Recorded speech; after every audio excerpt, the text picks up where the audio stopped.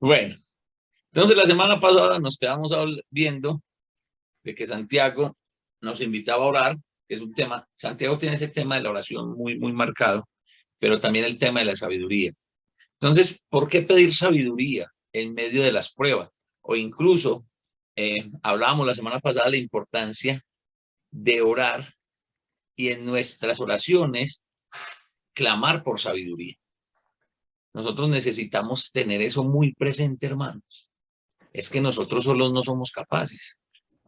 Y cuando nosotros queremos resolver las cosas a nuestra manera, de nuestra forma, pues la historia lo ha dicho y las estadísticas lo han dicho, que en un porcentaje muy alto, que supera el 99% de las veces, pues nos equivocamos. Entonces, aquí lo importante es clamar a Dios por la sabiduría, pero ¿recuerdan qué es la sabiduría?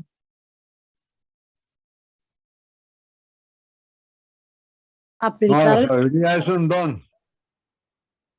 ¿Cómo, Marina? aplicar lo que sabemos, aplicar el conocimiento. Muy bien, Marina, es la acción de aplicar el conocimiento. Cuando yo aplico el conocimiento, cuando yo ese conocimiento que adquiero, lo aplico, eso me va volviendo una persona sabia. Entonces es muy importante tener eso y clamar por sabiduría, porque aquí pasa una cosa. Miren lo que pasa acá. ¿Qué hacen las pruebas? Las pruebas normalmente nos confunden y nos descolocan. En esos momentos cuando llegan, son en esos momentos cuando llegan los cuestionamientos, las dudas y los temores. Muchos cristianos cuestionan a Dios o le preguntan si pecaron, o tal vez se quejan y se preguntan a sí mismos qué mal hicieron para que esa prueba que es la que están pasando les llegue. Entonces miren lo que hace la prueba. La prueba tiene esa facultad de desestabilizarnos. Estamos muy bien con nuestra familia y viene una prueba y eso nos sacude. ¿Ustedes recuerdan alguno de los apóstoles que haya sido probado?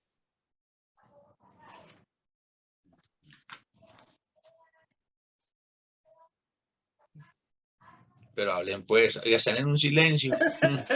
Todos. Me preocupe. Todo, el apóstol Pablo, el mismo Esteban, bueno, probado y también fulminado en el caso de Esteban. Pedro, Judas. Okay, pero ¿alguien recuerda si algo de una prueba que le hayan anticipado, o que haya tenido que vivir un apóstol? ¿Cómo? Sí. La prueba. ¿Cómo es, hermano Leonel? Disculpe.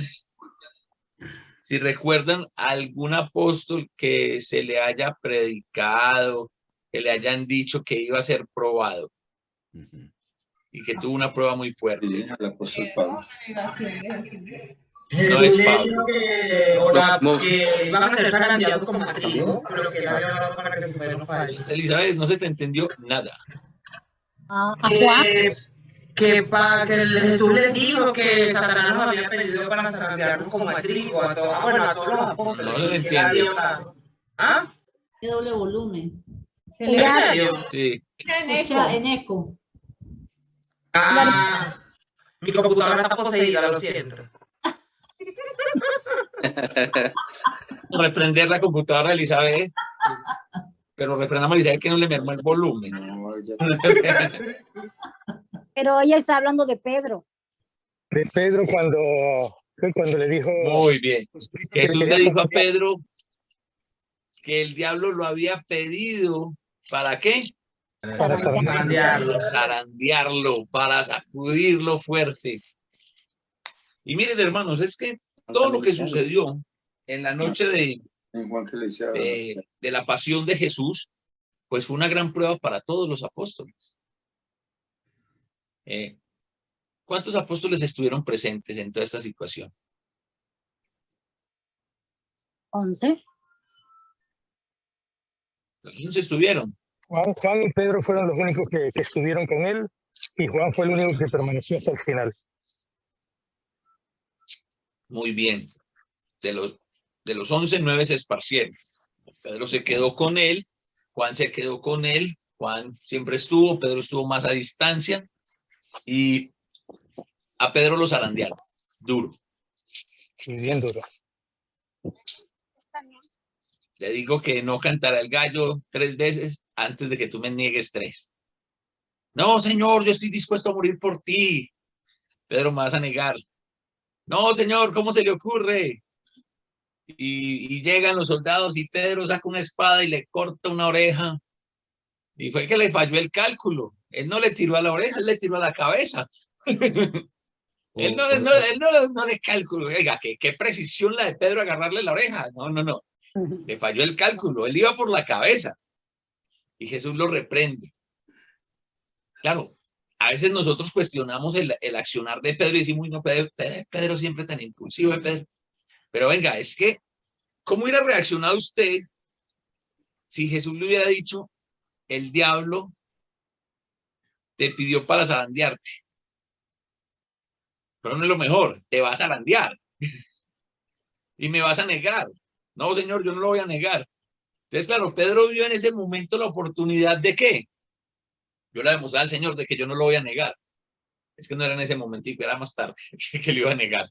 Ahí se ganó la reprensión del Señor, ¿cierto? Entonces, ¿qué pasó? Cuando llegó el momento de prueba, ¿qué le pasó a Pedro? Se desestabilizó. Un ser humano, como cualquiera de nosotros. Llegan las pruebas a nuestras vidas y nos desestabilizamos. Los hermanos de Girardota y algunos hermanos que llevan casi 2 años ya, o 2 años largos reuniéndonos en esta plataforma, me han escuchado decir esto muchas veces. Es muy fácil ser cristiano cuando las cosas van bien. Ser discípulo del Señor, bueno, no ser discípulo del Señor, ser cristiano, ser miembro de la iglesia, cuando las cosas van bien, eso es lo más fácil que hay. Cuando las pruebas empiezan a sacudir la congregación, ahí nos vamos dando cuenta de qué estamos hechos y quiénes son los discípulos. Porque hay quienes a la primera sacudida, paticas, ¿para qué me sirve? Y me voy a correr, ¿cierto? Eso es lo que hace la prueba. La prueba busca desestabilizarnos. Entonces, tenemos que pedir sabiduría a Dios. ¿Para qué? Para que esa prueba que tiene por objetivo desestabilizarme no me llene de dudas y temores. Porque cuando estamos ahí, nos confundimos, nos desestabilizamos y salen a relucir todos nuestros temores. Entonces empezamos a cuestionar a Dios. Señor, ¿por qué a mí? Empezamos a creer que todo lo que nos pasa en nuestra vida es el karma de los hindúes. No, es que yo estoy viviendo esto porque esto es consecuencia de mi pecado y queremos arrastrar la consecuencia del pecado por toda la vida. O sea, aquello de que la misericordia de Dios es nueva, eso funciona para todo el mundo menos para mí, porque es que yo pequé, yo hice tal cosa. Entonces todo lo malo que me ocurre es consecuencia de eso. Puede pasar que algunas de esas cosas que te pasen sean consecuencia de tu pecado. Sin embargo, no puedes relacionar todo lo malo que te pase como consecuencia de tu pecado. También puedes tener otra óptica, es decir, listo, esto que me está pasando es porque el Señor está probando mi fe como con el fuego, como el oro. ¿Sí? Entonces, nos cuestionamos, Señor, ¿por qué a mí? Señor, ¿por qué me pasan estas cosas si yo soy bueno? Y eso nos genera, a muchas personas les ha generado desánimo. Por eso, nosotros debemos de buscar la sabiduría. En medio de muchos cuestionamientos, cuando el rumbo parece perderse, cuán importante es saber y entender qué está pasando y cómo manejarse. Santiago nos orienta entonces para obtener la herramienta exacta para lograr ese equilibrio tan necesario. La sabiduría que viene a través de la oración. Miren, hermanos, si algo caracterizó a los discípulos de Jesús en el primer siglo, ¿saben qué fue? Que eran personas de oración. Ellos no utilizaban la oración como somnífero. ¿A ustedes les pasa a veces? Que cuando tienen insomnio, la mejor forma de conciliar el sueño es ponerse a orar. Sí.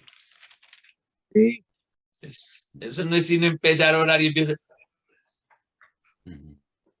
En el nombre de Jesús. Amén. Señor, se nos abren los ojos otra vez. ¿Sí? Entonces, los discípulos en el primer siglo no hacían eso. Para ellos no era un somnífero orar. Para ellos orar era todo.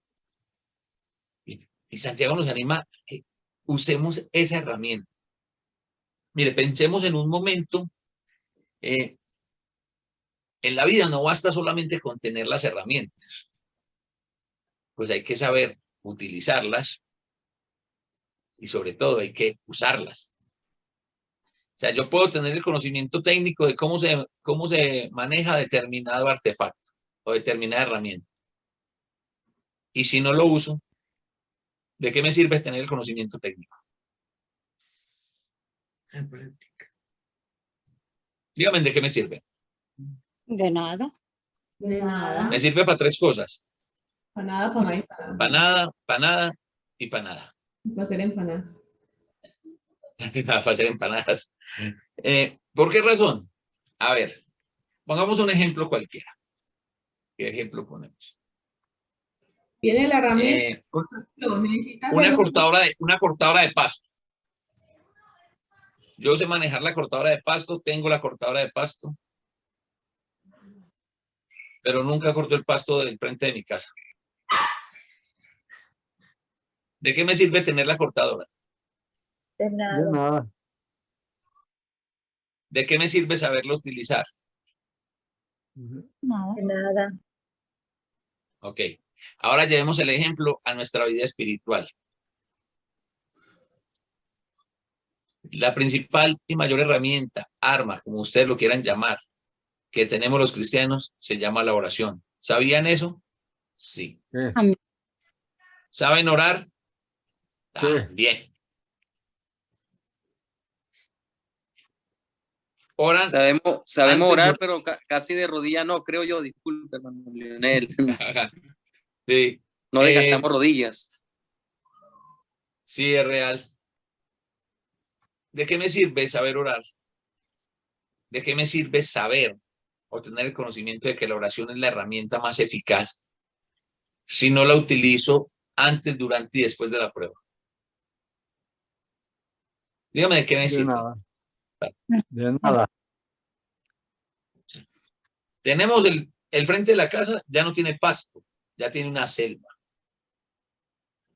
Ahí ya hay monitos, miquitos, hay serpientes, hay tigres, hay leones.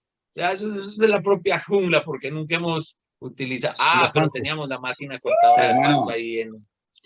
Sí, hermano. Hermano, tenemos el arma, pero no sabemos usarla. No, hermano, saben que yo difiero un poquitico. ¿Sí? Tenemos el arma, la Sí. sabemos usar, pero no la usamos. Amén, amén, amén. Para nosotros, miren, hermanos, que esta es la práctica, es la forma en la que nosotros vivimos.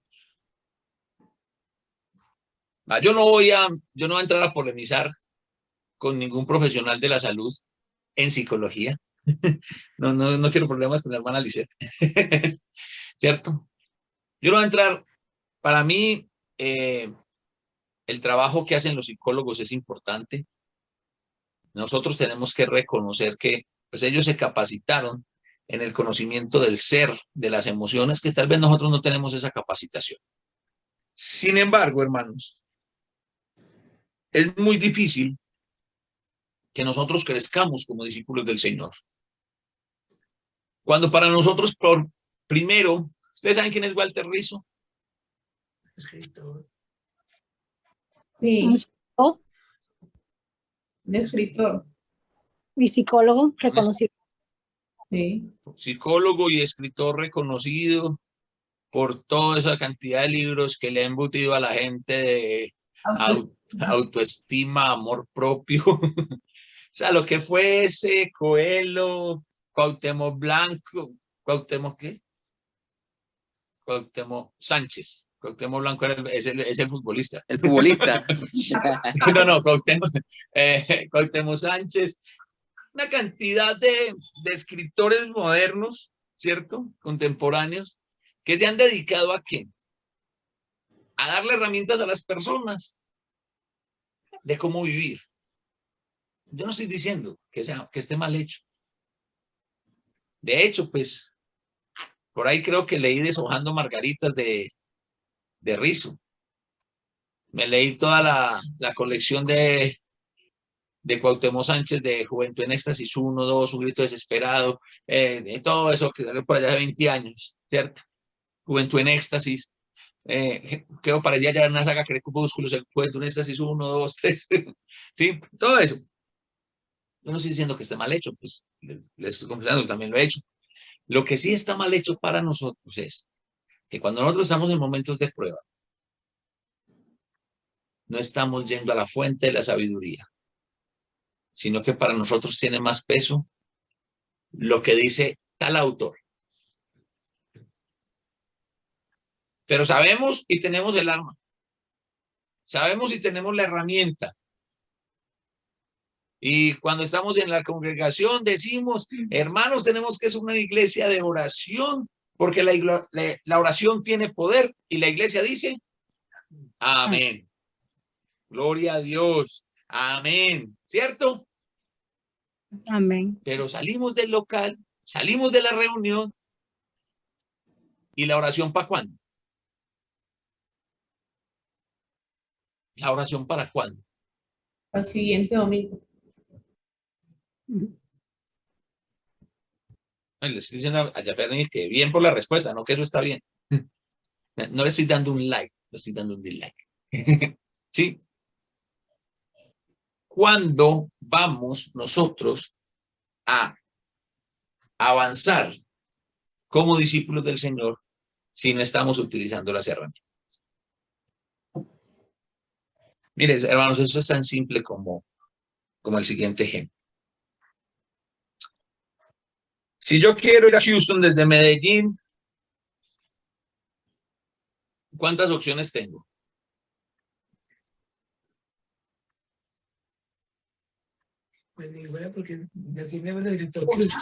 Sí, hay. Sí, muchas, hay muchas, claro. Hay muchas que, hay muchos vuelos directos o muchas opciones. A ver, deme opciones. ¿Usted qué dijo? Muchas opciones. Puede ir en vuelo, puede ir en barco. Puede ir en avión, puede ir en barco. A pie no. A pie. Mencióneme las opciones. Ya dijeron, puede ir en avión, puede ir en barco, Tren, En balsa, que es lo mismo, ¿no? caminando y en nadando. Pero desde Nadando, Medellín, caminando y no, nadando. Lejos. Tienes que irse en avión. Sí, pero sí se puede. O sea, en carro se puede. Solamente me toca hacer un transbordo. Necesito llegar hasta el Darién antioqueño, ahí en Susurro y La Miel. Eso lo hago caminando y cruzar a Panamá y ya en Panamá coger otra vez un carro, irme por toda la Panamericana, atravesarme todo Centroamérica, vamos a pasar por donde los ticos, o sea, Acá Costa lo espero, Rica. hermano. ¿Cómo? Acá lo espero en Houston, hermano. Pero imagínese, eso ni a las 120 millas por hora que anda Daniel cuando llega uno. Ahora, bueno, vimos opciones. ¿Cuál es la más bíblica? En avión. Los apóstoles no andaban en avión, qué pena. Pero en la actualidad, para llegar incluso Okay. Miren, lo más práctico es eso que acaba de decir Marina, en avión. ¿Son cuántas? 3 horas y media, Alejandro? En avión, en vuelo directo. En vuelo directo, sí. No, un poco más. Desde Bogotá son como 4:30, 5 horas. Una como 5 horas. Bogotá. Son 3 horas y media. En vuelo directo son 3 o 4 horas. En vuelo directo son 3 horas y media. Sí, hay vuelo directo. No hay pero vuelo claro que directo. si directo. sale de Miami, sí son 3 horas. Saliendo de Miami son 3 horas. Sí, pero de Bogotá a Houston, Houston son como 4:30. Bueno, pongámosle que sean 5 horas, pues. Pongámosle que sean 5 horas. Son 6 horas. ¿Cuántas horas son si me voy en carro? No, en carro imposible, llega sin ruedas. No es imposible, hermano. ¿Pero cuántas horas son? Llega en diciembre. Pero llego. Pero llega. Pero Me llega. trae eso todo Centroamérica, pero llego. ¿Cuántas horas son?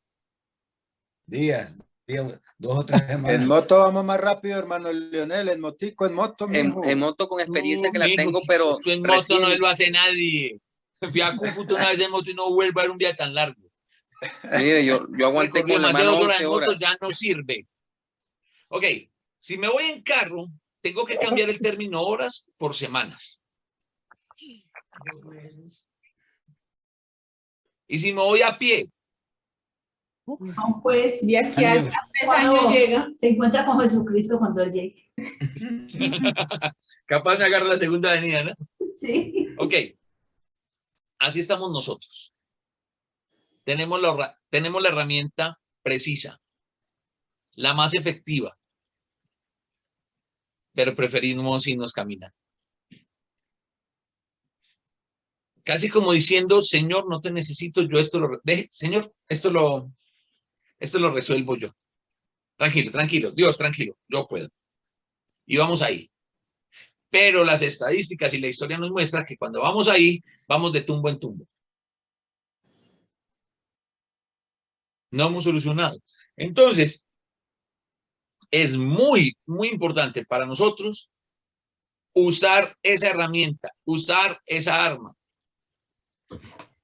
Es el equilibrio, la herramienta exacta para lograr el equilibrio, para mantenernos en la prueba, es la sabiduría que viene a través de la oración. Pero miren, hermanos, a esto aquí nosotros tenemos que complementarlo. A ver a quién le pregunto, Hermana Licea, ¿estás por ahí? ¿Puedes abrir tu micrófono un momento, por favor, hermana Licea, o el esposo de la hermana Licea? Amén, hermano, aquí estamos. Aquí estamos. Ok, una pregunta facilita, hermana. Okay. ¿Qué pasa cuando usted ora? Le enseñamos eso a los niños. Cuando oramos, ¿estamos qué? ¿Haciendo qué? ¿Con quién? Contacto con Dios. Con Dios. ¿Cómo, hermana Lisette? Comunicándonos con Dios. Comunicándonos con Dios. Ok. Hermana...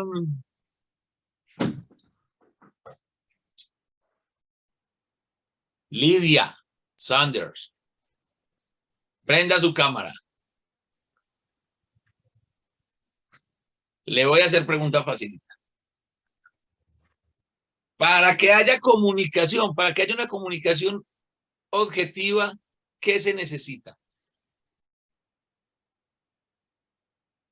Para que haya una comunicación entre dos personas, ¿qué se necesita?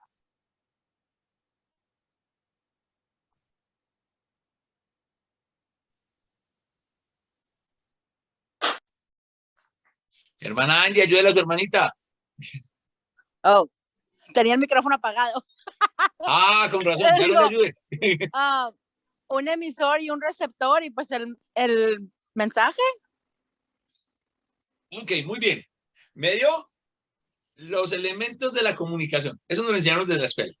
Para que haya, se supone que para que haya comunicación hay un emisor, un receptor y un mensaje. Ajá. ¿Cierto? Ajá.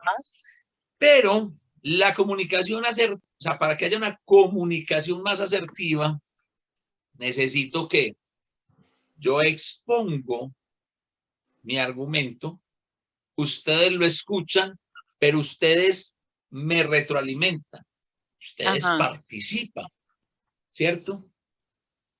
¿Cómo estamos en la comunicación con Dios? Sí, soy claro, me afirmo en el punto de que nosotros no somos cristianos de oración. Y no estoy hablando de cada uno de ustedes en lo personal porque lo desconozco totalmente. Me puedo estar equivocando con algunos de ustedes. Estoy hablando de el grueso de la comunidad cristiana. Nosotros no somos personas de oración. Y aquellos que tienen un buen hábito de orar, a veces se quedan a medias en la comunicación o a veces nos quedamos a medias en la comunicación. ¿Por qué razón? Porque a nosotros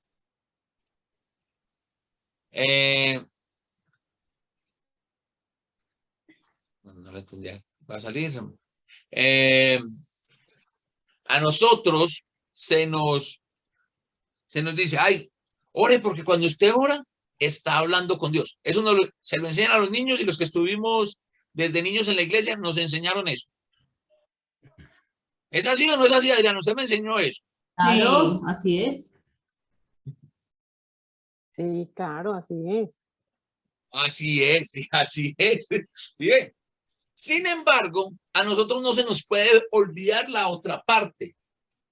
Porque así como a nosotros nos gusta que Dios nos escuche, es de vital importancia que nosotros escuchemos a Dios. Ahí está la comunicación. Ahí es donde nosotros crecemos. Hermanos, ahí es donde nosotros crecemos en la comunicación.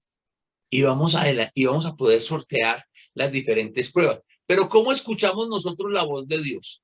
Hoy en día, en pleno año 2022, ya con cara de 2023. ¿Cómo oímos la voz de Dios? Cuando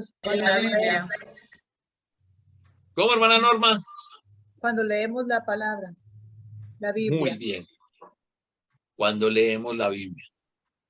Miren, el libro de Hebreos comienza diciendo que Dios, habiendo hablado en otros tiempos a los hombres de muchas formas y por los profetas, ahora, en estos últimos tiempos, nos habla a través de su Hijo.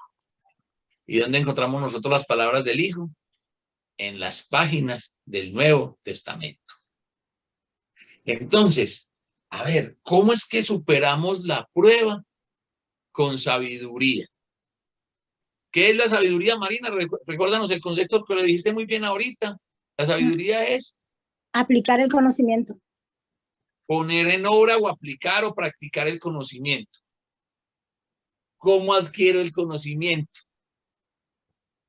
A través de la palabra. A través de la palabra. Miren, hermanos.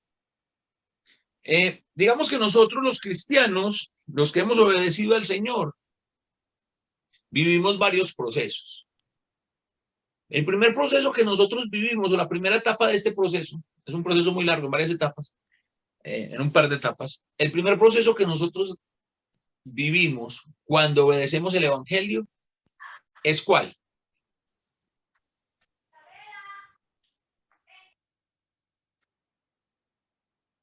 El proceso de justificación. Cuando nosotros obedecemos el Evangelio, a pesar de que éramos culpables, fuimos declarados Inocentes. Fuimos declarados inocentes, que se traduce como justos. ¿Cierto? Ojo que Santiago más adelante, por allá en capítulo 5, nos va a decir que la oración del justo puede mucho. ¿Y quién es el justo? Nosotros. El que Muy ora. bien, Marina, somos nosotros los que hemos sido justificados. El apóstol Pablo dice que justo no hay ni a un uno, pero en Jesucristo fuimos declarados justos, ¿cierto? Entonces esa es la primera etapa. Recibo el Evangelio, obedezco y soy justificado. Y aquí, después de la justificación, viene el proceso más largo, que es el proceso de santificación. Porque Dios es un Dios santo y Dios demanda de su pueblo que nosotros también seamos santos. Sean santos porque vuestro Dios es santo, dicen las Escrituras, ¿cierto? Sé santos porque yo soy santo, dice las Escrituras en Pedro. Entonces, ¿cómo logramos nosotros la santificación?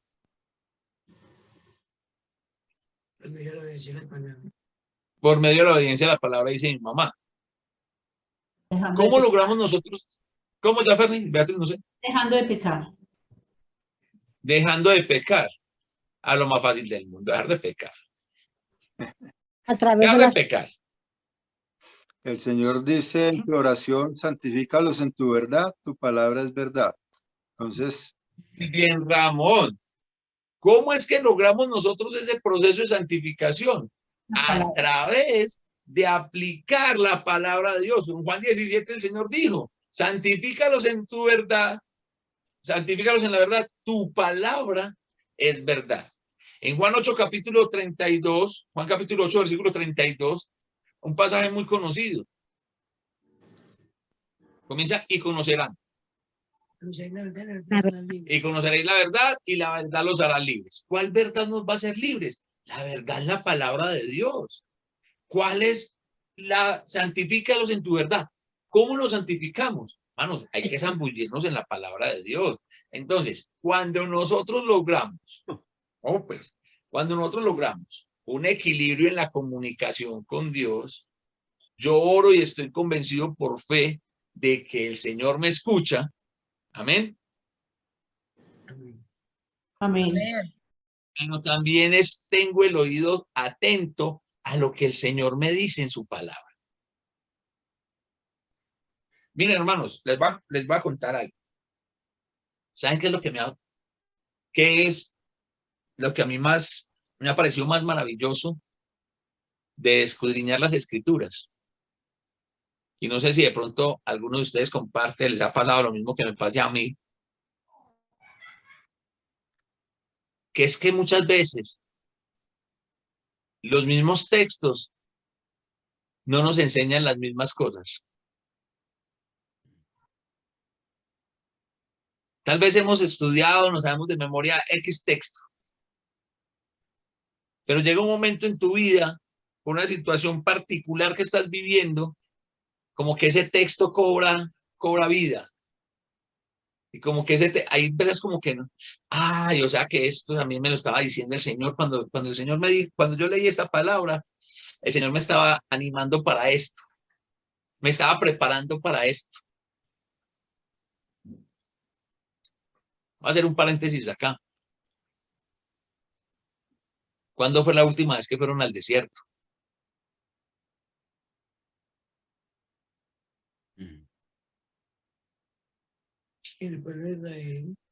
No, nosotros. Cada uno de nosotros. ¿Cuándo fue la última vez que estuvimos en el desierto?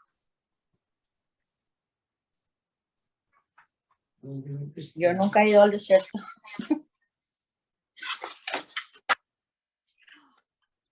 ¿Seguro? Yo lo he intentado. ¿No han ido al desierto? Cuando estamos en luchas, en pruebas muy fuertes, estamos en el desierto, pero Dios nos No, no, cuando estamos en las pruebas, estamos en las pruebas. ¿Saben qué es lo que necesitamos? Necesitamos ir de cuando en cuando al desierto a recargar energías. Miren, Dios ha tenido una conexión especial con el desierto. ¿A dónde huyó Moisés? Cuando tuvo un problema grave en Egipto. Al desierto. Al desierto, ¿cierto? Y se fue para el desierto de Madián. Sí. Y allí por 40 años Dios lo preparó. Amén. Moisés no sabía, pero Dios estaba utilizando el desierto para prepararlo. Y para casarlo, hermano.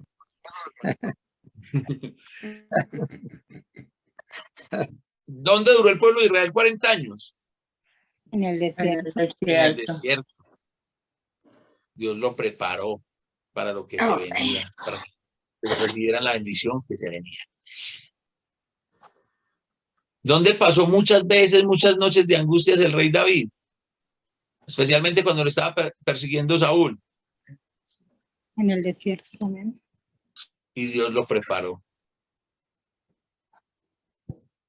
¿A dónde fue llevado Jesús por el Espíritu después de ser bautizado por Juan el Bautista? Al desierto. Cierto. ¿Y qué pasó después de que Jesús estuvo en el desierto? ¿Qué empezó a hacer Jesús? A predicarse. ¿Cómo? Buscaba sus tiempos para ir al desierto solo. Claro. En Mateo capítulo 4 se nos cuenta que después de que Jesús fue bautizado, el Espíritu Santo lo llevó al desierto. ¿Para qué? Para prepararse. Porque a veces nosotros nos quedamos con la tentación de Jesús. Pero Jesús estuvo allí preparándose para escoger a los 12. Para empezar su ministerio. ¿Cuándo fue la última vez que fuiste al desierto? O ni siquiera tienes un desierto en tu vida. Es muy importante, hermanos, que nosotros tengamos un desierto donde ir de vez en vez, donde ir de vez en cuando a fortalecernos, a pasar tiempo a solas allí con el Señor, a derramar nuestro corazón en la presencia de Dios. Y tal vez ustedes me dirán, hermano, pero eso no es necesario. No es necesario estar así, sí. Yo sé, hermanos, que cada uno de nosotros tiene cosas que contarle al Señor que no quiere que nadie más sepa. ¿O me equivoco? Así es, hermano. ¿Es así o no es así? Es así. Entonces, qué bueno es, no sé, busque esa. Yo sé que la hermana Angie como que tiene un pedacito de desierto en la habitación. Ella nos contaba la otra vez en una clase que ella tiene una silla ahí donde va temprano en la mañana. ¿Ese es tu desierto, no, Angie? Así es, hermano. O sea, busquemos esos espacios. Busquemos esos espacios de a solas con el Señor.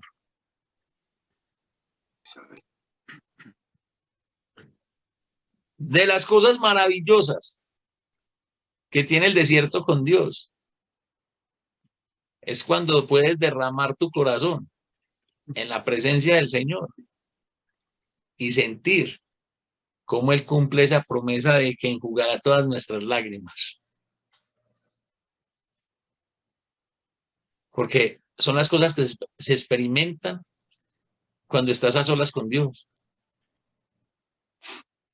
Mire, hermanos, nosotros en la religiosidad que manejamos, ¿cuántas veces quizás hemos querido llorar de la emoción durante la alabanza, durante la oración? Pero ahí mismo nos reprimimos porque, no, hermano, venga, que eso es muy pentecostal. Venga, hermano, ¿usted para dónde se está yendo? ¿Cierto? Esas son las libertades que tenemos en el desierto. En el desierto estamos a solas con Dios, preparándonos. Al desierto vamos a prepararnos. Dios nos prepara en el desierto. ¿Para qué? Para que cuando regresemos del desierto tengamos más sabios a combatir con las diferentes pruebas que se nos presentan. ¿Listo, mis hermanos?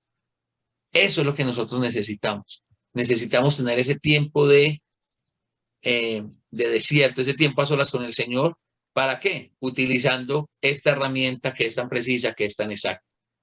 Bueno, esto de por qué orar y qué pedir, lo vamos a dejar para el jueves. El jueves vamos a comenzar ahí en por qué orar y qué pedir. Y de ahí no nos lo dice, pero en el texto sí, cómo pedir. ¿Cómo pedir? ¿Ves? Oramos pidiendo sabiduría. ¿Por qué oramos pidiendo sabiduría? Eso lo vamos a ver el jueves. ¿Y qué pedir además de la sabiduría? Pues también lo vamos a empezar a ver el día jueves con la ayuda de Dios. Hermanos, hay un tiempo un espaciecito acá para preguntas, comentarios, anécdotas relacionadas con el tema. Yo sé que Ramón ya nos iba a contar la anécdota que se vino en moto de Bogotá con el hermano y le botó la maleta. Belleza. Entonces, no, ya se las conté. Ya se la Comentarios. Comentarios, malo, preguntas, anécdotas con relación al tema.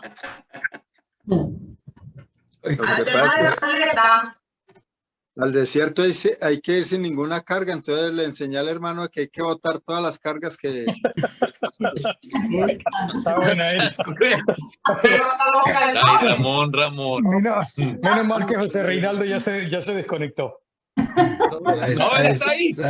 Se desconectó todavía del sigue ahí. teléfono de Rodríguez con Ramón. Es que no tenemos internet aquí, hermano, y entonces nos toca con los datos. Él gastó la mitad y yo la otra mitad.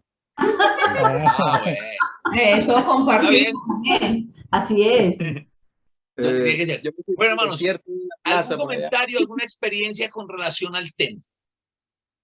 ¿Cómo van con Bueno, eso de primero pedir que todo, sabiduría? quería resaltar algo, hermano, referente a los 40, al número 40 que los judíos manejan, y lo que da a entender siempre que habla sobre esto es un tiempo necesario de preparación. Recordemos que Jesús apareció por 40 días y 40 noches allí en Hechos 1, y fue el tiempo suficiente para preparar a sus apóstoles. Aunque ellos iban a recibir el Espíritu Santo, iban a recordar todas las cosas que Jesús les había enseñado, fue un tiempo mayor de preparación en cuanto a que ellos sintieran verdaderamente la resurrección del Señor. Porque él dice ahí la escritura que se presentó con pruebas indubitables, o sea, no se podía dudar de la verdadera resurrección de Jesús. Mas, sin embargo, él quiso estar 40 días una vez más con los apóstoles antes de ascender al cielo. Ok, muy bien. ¿Algo más?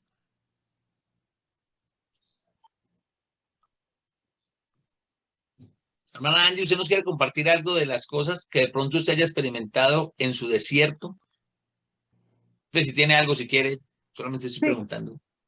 Sí,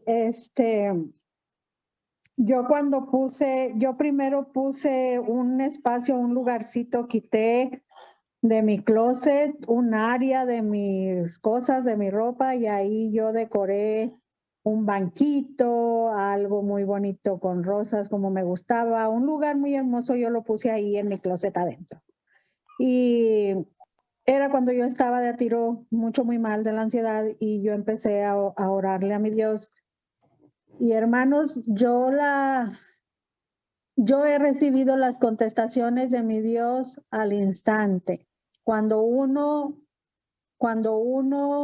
se aparta y ora con toda sinceridad, sin dejar nada dentro de nosotros, el sentimiento hasta se nos viene. Llora uno, se descarga uno, descansa uno, y cuando uno termina de orar, hasta siente esa tranquilidad y esa paz bien hermosa. Y después de eso, yo me fui como que acostumbrando a que todas las mañanas yo buscaba un tiempecito y me iba a orar ahí, que de ahí mismo en mi corazón me nació cantarle yo solita en ese lugar, 1 o 2 himnos, pero escoger los himnos, cantarle a él, no narrar como historias. Ya ve que algunos himnos son como narración de historias. No, cantarle a él. Algunos himnos escogidos hasta en mi himnario yo los escogí, los que son directamente para él, no como anécdotas de nosotros. Y me sentía más tranquila, más en paz, y mi espíritu se fue, yo lo sentí, mi espíritu se fue avivando, que yo estoy muy contenta, gracias a Dios. Y otras ocasiones cuando yo necesitaba alguna respuesta para alguna cosa que hacer, por ejemplo, con problemitas así como yo les he platicado, desalientos de mis hijos o algo que tenía que enfrentar, yo le pedía a mi Dios que me mostrara lo que tenía yo que hacer. Y ahí mismo simplemente yo pensaba, voy a leer un ratito, un capítulo de la Biblia, y pensaba, donde abra la Biblia, no voy a escoger, donde mi Biblia se abra, yo ahí voy a leer. 2 ocasiones, hermanos, que yo tenía problemas, ahí estaba la respuesta. Donde yo abría la Biblia, ahí estaba la respuesta. Y qué bueno, miren. Yo, sinceramente, con fe, esa era la respuesta que yo estaba pidiendo. Miren, hermanos, esas son las cosas de cuando nosotros buscamos esos tiempos. Lo que estamos haciendo acá es muy importante. el congregarnos como iglesia es muy, muy importante. De hecho, es vital, ¿no?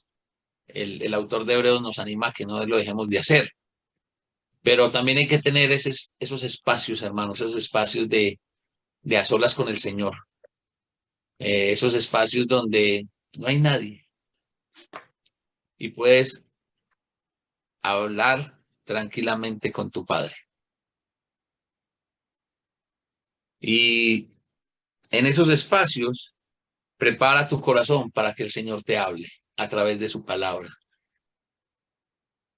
Hay cosas que pasan, hermanos, que son verdaderamente extraordinarias, que son maravillosas. Y no sé, me ha pasado un par de veces. A mí me ha pasado un par de veces. Y es que he tenido, me pasó, una noche tuve muchísimas pesadillas. Y me desperté así todo acelerado y con el tema de las pesadillas estoy intranquilo. A tal punto que no quería ni abrir los ojos. Pero vino a mi mente unas palabras que decía que los que confían en el Señor, algo así decía, que los que confían en el Señor pueden dormir plenamente o descansar plenamente en Él. Entonces empecé a pensar en eso, a abrir los ojos y volví y me quedé dormido. Pero se me quedaron esas palabras en la cabeza, pero yo ¿por qué pensé eso? Y empecé a buscar en la concordancia de la Biblia, y por allá en Isaías 26:3 dicen unas palabras muy parecidas. Entonces, qué chévere cuando ese tipo de cosas nos pasan. Entonces es bueno tener esos tiempos de soledad con Dios. Empecemos a practicar. Porque en esos tiempos de soledad con Dios es donde Dios nos revela lo que Él quiere que nosotros hagamos. Hermanos, sí, leemos. Pero ¿estás leyendo la Biblia como para ti? ¿O estás leyendo la Biblia como el mensaje de Dios para todo el mundo? O sea, el informativo de Dios. ¿O estás leyendo la Biblia como que Dios te está hablando? Pero para lograr esas diferencias y todo eso, hermanos, es importante, voy a insistir, en visitar el desierto de cuando en cuando. No vendo desiertos, hermanos. Pero si alguno necesita que le venda a uno, con el mayor de los gustos también se le consigue. Listo, mis hermanos, muchísimas gracias por su atención. Que Dios me los bendiga. Vamos a permanecer fieles. Sigamos siendo fieles al Señor. Como dijo la alabanza al principio, ya estamos aquí. Cuando tengas ganas de retroceder, solo piensa dónde estás ahora y todo lo que el Señor ha hecho para tenerte donde estás. No vale la pena retroceder, de verdad. Dios me los bendiga, hermanos.